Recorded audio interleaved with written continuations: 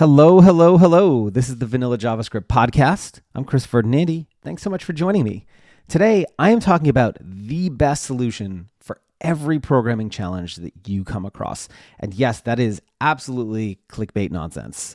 Real quick, before we get started, I wanted to let you know that today through Monday, October 31st, I am running a sale on all of my books and courses. If you head over to vanillajsguides.com and use the code SPOOKY30 at checkout, you can get 30% off every book, course, and bundle. Now, with that out of the way, let's dig in. So, our industry has a lot of debates over what the best approach or technology is for any particular task.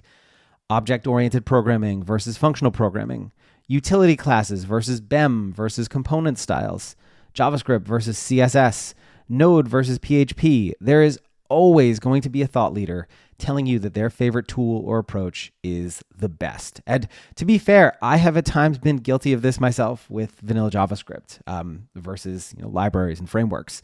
But in reality, lots of tools are great and perfectly suited for certain challenges, but absolutely terrible for others.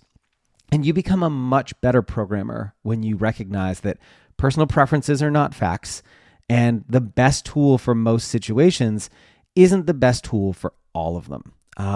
This is one of these things that probably took me a little bit longer than it should have. And when you're a younger programmer and you have a thing you found that works really well for you, it's really easy to get kind of hung up on the idea that that thing is the best. And it may be for many situations, but there are going to be times where it's not. I see this a lot in my Vanilla JS Academy workshop program, where there's a lot of, why would you use functional programming when you can use OOP? Or why didn't you use object-oriented programming or inheritance for this? Or conversely, why would you ever use OOP when you can just use functional programming?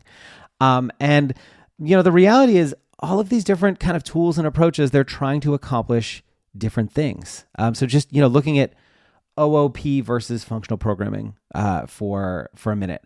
I generally prefer functional programming. I just like having a bunch of small, narrowly focused functions that do just one thing and do it well, and you can kind of mix and match them like Legos in your project.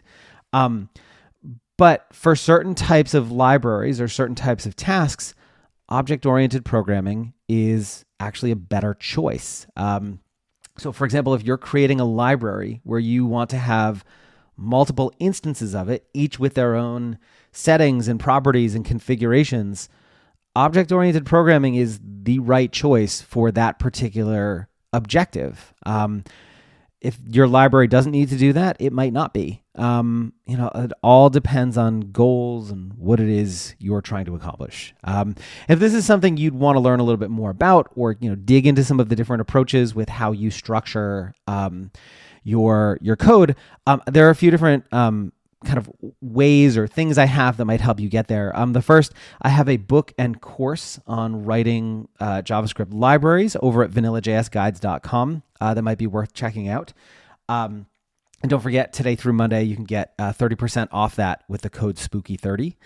And then I also have a new workshop I put together that I have some students actively going through right now. I have another session running in January for that, but it's over at vanillajsacademy.com. The Structure and Scale workshop takes a look at all sorts of different patterns for structuring code, when you might use different ones, pros and cons of each. Really, I think, interesting program, once you've moved beyond the basics and you're looking on how to kind of level up and take that next step. So anyways, that's it for today. If you are ready to make this year the year that you master JavaScript, I am happy to help. Head over to gomakethings.com and you can access a ton of learning resources, including free projects, lessons, books, courses, workshops, and my daily newsletter. I will see you next time. Cheers.